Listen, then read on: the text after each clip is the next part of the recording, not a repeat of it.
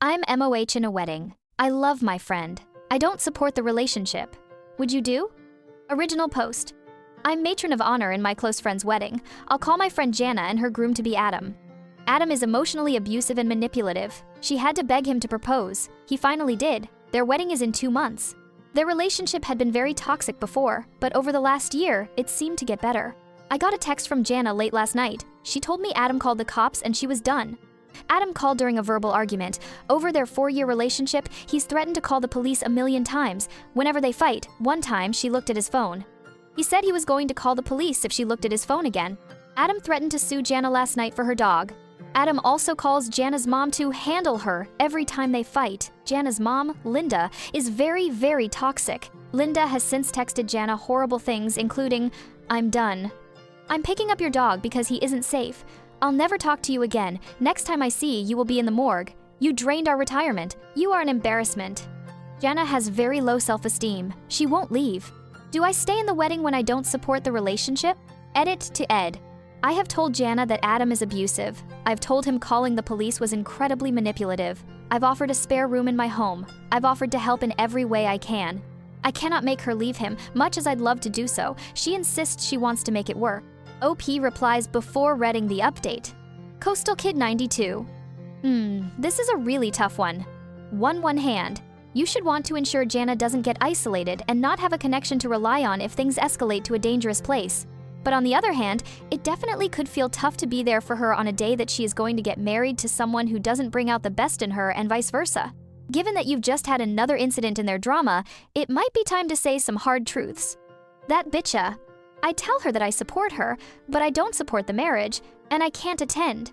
I'd ask her what she would do if you were the one marrying a man who was verbally abusive and called your mom to handle you. I couldn't be in a bridal party if I didn't even like the guy my friend was marrying. Spacey, A. She told me Adam called the cops and she was done. Isn't this her saying the relationship is over? This all just happened yesterday. She's still processing it, probably. I understand the concern of what to do if they get back together, but they're not together right now, right? If I were you, I'd let her know now. I will always love and support you, but because of his behavior and treatment of you, I cannot be in support of a relationship with him. I will always be here for you, but I'm sorry to say that if you choose to get back together with him, I will have to bow out of the wedding. OOP, we've spoken several times since this late night text. She's not done, it's not over. She said she was done in anger and hurt. They're trying to make it work. They never broke up. Dizzy, try 4,939. I honestly don't know what's right here, but personally, I wouldn't participate in this wedding. I would make sure Jana knows I'm always there to support her, but that supporting this marriage doesn't feel like supporting her well-being and happiness, but the opposite. Rare Parsnip 5,838. If you choose to not be part of the wedding, at least let her know you will be available in the future if she needs you. Do not compromise your principles. Always support your friend. You can do both. OOP. Unfortunately, knowing Jana, she wouldn't take this well. I know she'd cut me off. Dizzy. Try 4,939. This is the cycle of abuse that Jana is in, unfortunately. Those who refuse to support and validate the abuse get cut off, isolating her further. This is a really shitty situation, and I'm very sorry that you find yourself part of it. For those who are saying just to go to the wedding because otherwise Jana will cut her out, the fact is that if it's not the wedding, it'll be something else. It's just delaying the inevitable. Now for the update. Update 1. I apologize in advance for the length. I am trying to make this as short as possible. I am happy to clarify anything. I posted a little over a month ago about being Jana's MOH and remaining in her wedding or not. I decided to commit to being in her wedding. Until last weekend. My toddler became very, very ill. He had to go to the hospital. We spent the night Friday night. Jana's bachelorette party was Saturday night. I had a very minor amount of decorations at my house for the party, a bridal, sash and veil, some cups, and a banner that said last wiener to go in between her. All told, it cost me less than $50 on Amazon. On Friday, I texted Jana as I was leaving for the hospital. I said I'd try to attend, but my son was very sick. She said, "Oh no, okay, I'm going to order more decorations now. I hope they're here in time." An hour later, I started getting texts from a Bach party attendee who is not in the bridal party. I'll call her Lauren. Lauren said she was sorry that my son was in the hospital, but either I or my husband needed to leave and drive the decorations to Jana's house. She lives 30 minutes away. I told her I'd leave the decor on my porch, but that's all I could do. She said Jana deserved this party. I got no less than 15 texts from Lauren about this. I told Jana I was getting several texts from Lauren and couldn't deal with it. She said, "No one is telling you to leave your son." To Jana's credit, after this, she did ask about my son. The party went on. On Monday, I texted Jana that I was very hurt that the decor was treated as more important than my son's life.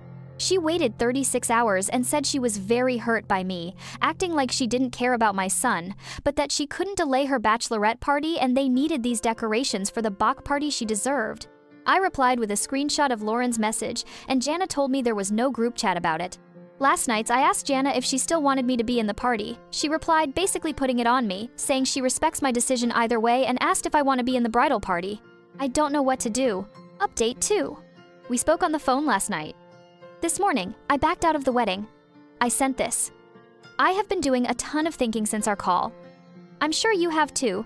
I know I am not the best person to serve as your MOH. I can't do it. I'm sorry that we both have hurt feelings and that it's even come here. I truly wish you the best with your wedding. Jana replied immediately with, "Do not ever speak to me again." In the hours since, Jana posted to Facebook that she has a new MOH and new bridesmaid. Lauren is the new bridesmaid. I have blocked Jana and Lauren's number. Story 2. My 27 female boyfriend, 30 male, of 10 months flipped out when I wouldn't keep my clothes at his place anymore. Original post. I'm looking for some advice with my relationship with my boyfriend. I don't know where to start and I hope this makes sense. I'm disappointed and hurt by my boyfriend's reaction when I approached him about my concerns. Please know I'm not the petty type, nor do I ignore issues or problems. However, I make every attempt at being civil and calm when I do air any concerns. We each have our own place. A few months back, my BF suggested I could keep some of my personal belongings at his house, i.e., a toothbrush, spare undies, 2 pairs, and PJs, long sleeve and pants. It made it easier in the sense that I didn't have to pack those items for when I stayed over. I stay over every other weekend. However, I've noticed that when I use my PJs or undies, they will stay in the hamper until I sleep over again. The first time washed our clothes at his place, he said he meant to do them but forgot. I said no problem, but if you don't want to do them, it's not a big deal. I'll just take my clothes home. He said it wasn't, and agreed it's kind of gross to keep clothes around for 2 weeks unwashed. Nothing changed after this conversation, and this continued for a few more weeks. Except he noticed he wasn't washing his clothes either. Yesterday, I became agitated that I was washing both of our dirty clothes every time I'd stay over. My time went from being with him to being with his washer and dryer while he's raiding or gaming with his friends on his PC. Normally, this type of thing wouldn't bother me, but it's 2 weeks worth of his clothing plus the PJs and undies I wore the last time I was there. I ended up bringing all my clothes home. As soon as he noticed my clothes were missing, he flipped out. He accused me of leaving him. Not the case at all. I waited until he was done yelling and, in a soft, calm voice, explained to him that I didn't want to leave my clothes there anymore because they are always dirty and I wanted to clean them. Furthermore, it wasn't fair of him to expect me to wash all of his clothes when I'm there. I told him when I come over is like us to hang out, but find it difficult when I'm washing all his clothes. He went on about having to work all the time. He works 10-hour days, 4 days a week, while I only go to school. I'm in a full-time post-grad program. Then he told me to grow up. He hasn't spoken to me since then. Reddit, I'm at a loss. I really don't need him to wash my clothes. Having them there was supposed to be convenient. Instead, it's frustrating. What is going on? Top comments. Deleted. He's mad that you aren't doing his laundry anymore. Dripless? Cactus. You only stay over every other weekend and he uses that time to hang out with other people in gaming? Yeah, no, he might have a point. It's time to grow up and start dating a grown-up who actually respects you. Edit. Thanks everyone for all the replies. I still haven't heard from him. I will update as soon as possible. I just can't believe how much this hurts. I don't have any issues with him gaming. In fact, he's got me into playing Fallout 4, but unlike him, gaming isn't my only interest and isn't always my idea for quality time. Anyways, I'm turning in for the night. Thanks again. Now for the update. After 3 days of silence, I decided to call it quits. I tried texting him, but he wouldn't respond. Even noodly, I called his cell phone and left him a voicemail explaining how deeply hurt I am that he yelled at me and how I feel even worse now that he wouldn't respond to me. I told him I felt that it was important to me to have open and honest communication between the two of us, and since I have no idea where he is or what is happening, I assumed that we are over. I told him I wished him the best and I hope he could find some happiness, and ended the call. 3 minutes later, my phone rings. It's him. I pick up and he starts bawling about how sorry he is and how he didn't want things to go that far. How all he wanted was to be able to play his games in peace, but realized he also wanted me. He asked me to take him back. I told him that he lost my trust and hurt me over a trivial thing. I told him I need time to think about what I want. He hung up. So it's over. Officially. Part of me is really sad, but I know I'll get over it. Right now, I just want to focus on me, and when I do find someone, they will know how to do their laundry. Thanks, Reddit.